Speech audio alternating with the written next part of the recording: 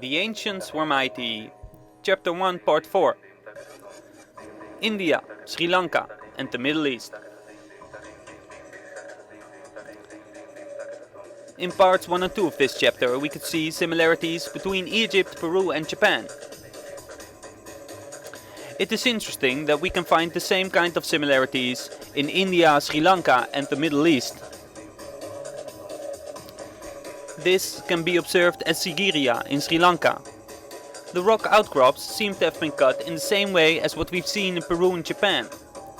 Square pieces of rock are removed completely, and here too it looks like the rock was softer sometime in the past.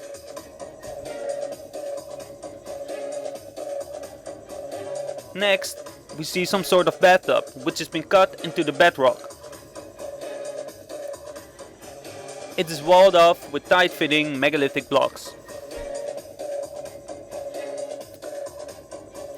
Throughout Sri Lanka and India we can find a number of megalithic walls. These impressive walls have the anomalous protrusions similar to the ones we can observe in Peru and Egypt. I feel that these protrusions are the same but different. It is the same phenomenon but a different category. Similar work belonging to this category can surprisingly be found in ancient Greece. The walls of their ancient megalithic temples have the same kind of features. Here are a few examples.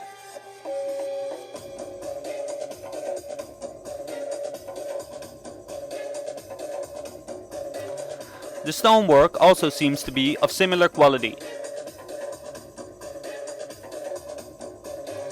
Here are some more examples of these types of features throughout the Middle East.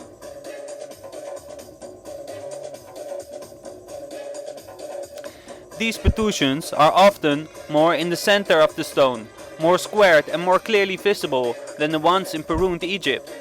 However, in both cases, across 3 continents, we can conclude that the walls with these features are the most precise megalithic walls to be found in the area.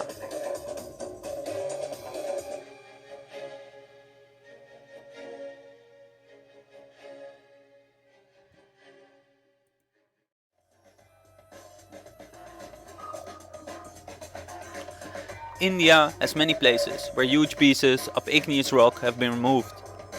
An important example is the Ellora cave complex with the incredible Kailasa temple.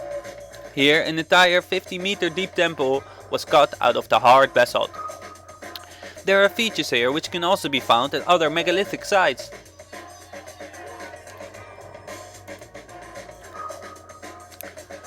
Cutting this basalt is a crazy amount of work for a pre-industrial civilization, and many doubt the official manual labor story. Still, many places where rocks were cut like this can be found throughout India, the Middle East, Turkey, Greece and the Mediterranean.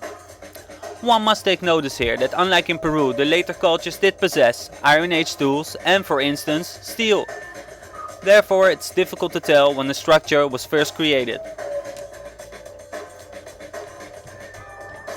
The volumes and view of the Kailasa temple remind me of the so-called Yangshan quarry in China. Here too, parts of a mountain are removed in a precise manner, and we can also find strange protrusions here. According to Wikipedia, they were going to make a stele for an emperor around 1400 AD. This giant stele was going to be made out of 3 blocks. When almost finished, they figured the blocks would be too heavy, so they left them. The blocks are 6, 8 and 16 times the size of the Trilithons at Baalbek, which are the biggest blocks ever moved.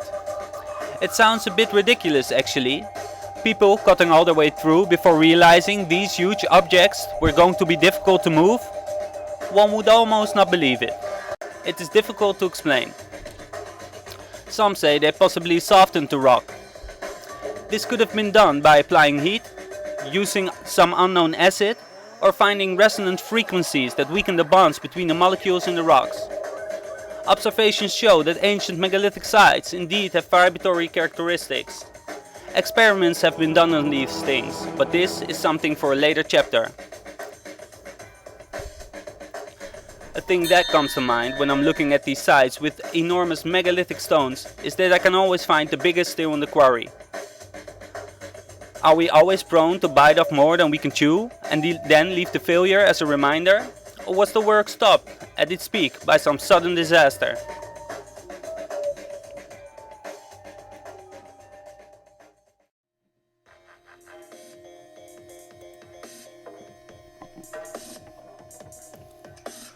When looking at sites like Kailasa Temple in Yangshan Quarry, observations can be made that make one question the established theories about their construction.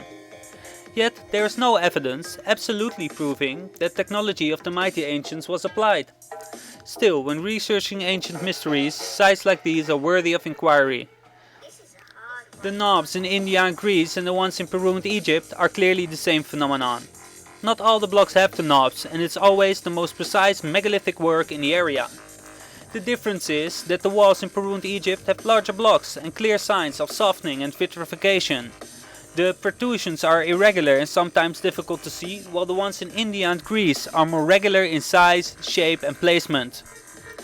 The somewhat inferior work in Greece and India could be a legacy of the work in Peru and Egypt, or an imitation.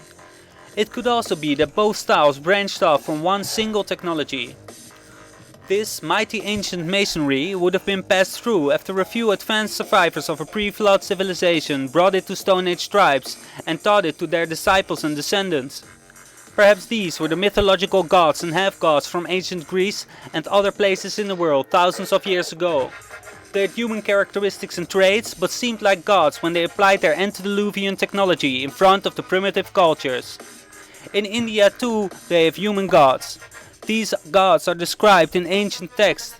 They fought each other in advanced machines and marched over a now submerged land bridge.